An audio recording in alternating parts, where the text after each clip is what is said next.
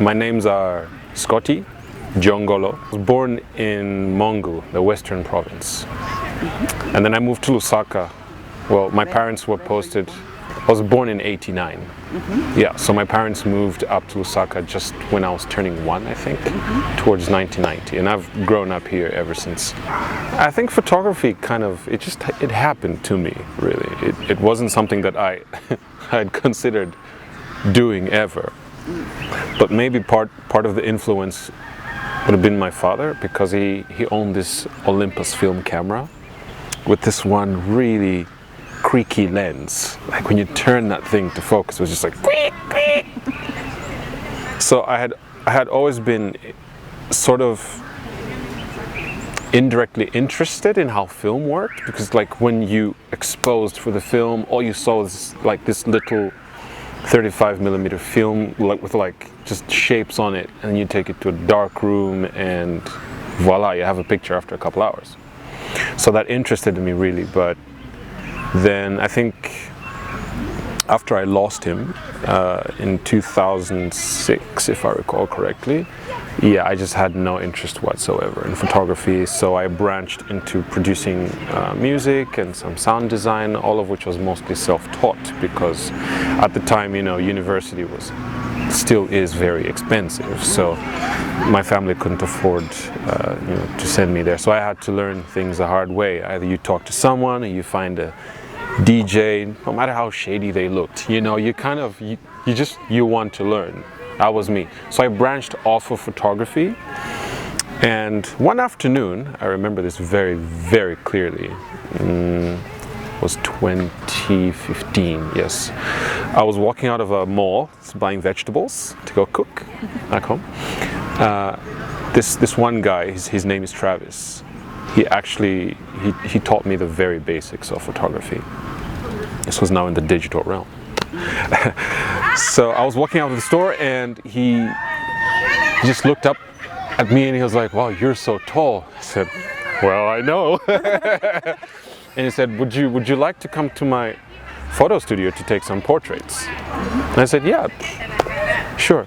So I went over there and we spent a couple of hours going through some poses and stuff, and somehow I was immediately drawn back into that world. So in the weeks that led, he then bought a second camera. It was a Canon 700D that I would then use alongside him, alongside events and stuff like that. So I think I spent about a year with him, and then in 2016 I'd saved up enough money to purchase my own camera, and then I started with photography. I started with landscape. There's something about nature.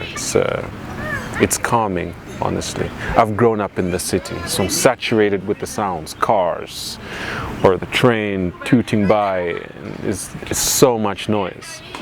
But when I go outside, you listen to the wind, the leaves rustling, or watch the sunrise, or from a very safe distance, you watch wild animals do what they do.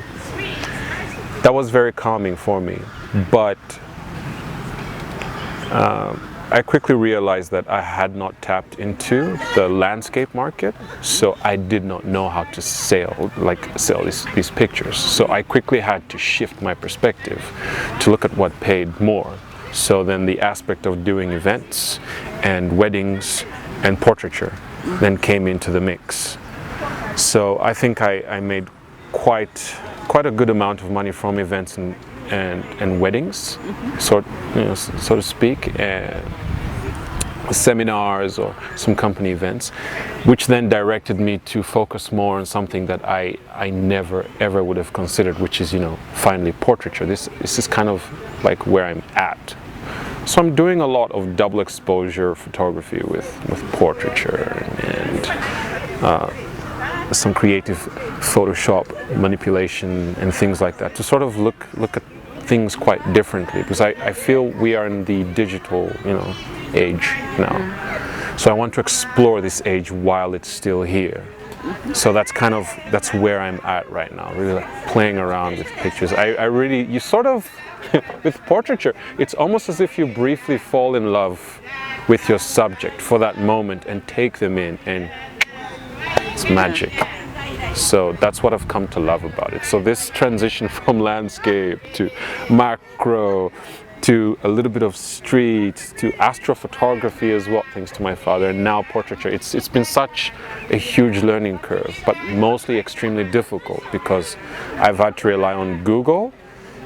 Back then, internet was either non-existent or very expensive and unreliable.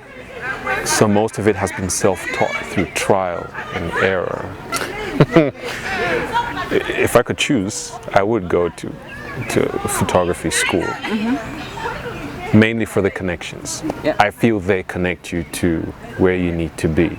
But with regards to what I know now and what I could have picked up there, I don't think it's that big of a difference. But yeah, I think embarking on this journey by myself, being self-taught, has really helped me kind of shape how I see things for myself.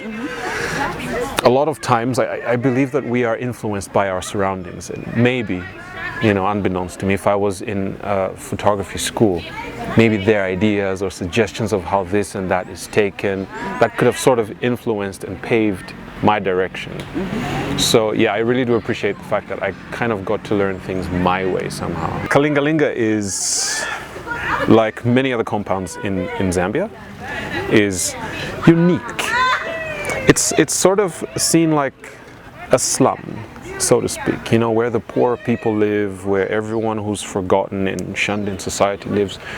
But I think what we forget in Zambia is that it is from these places where the stories and the background of the country is. I remember growing up, we always used to do this from school, and my mother hated it, but I was a rebel. So from school, we would jump straight out of our uniforms, not eat food, just get together and go running around barefoot, far away from home, have fun, get back home, and you're dirty, you know? And kids today still do that in the compounds. In the more kind of like, you know, the urbanized parts of Lusaka, you know, people don't know what it's like to make your own little bowl, or to grab a pile of grass, put it somewhere hard so that when you do a flip and you land in that grass, it doesn't hurt. It's all on the smartphones. It's a bit sad because they don't get out. So the theme that I would be going for with Kalingalinga would be the fun aspect, because I already played. I was unstoppable when it came to playing.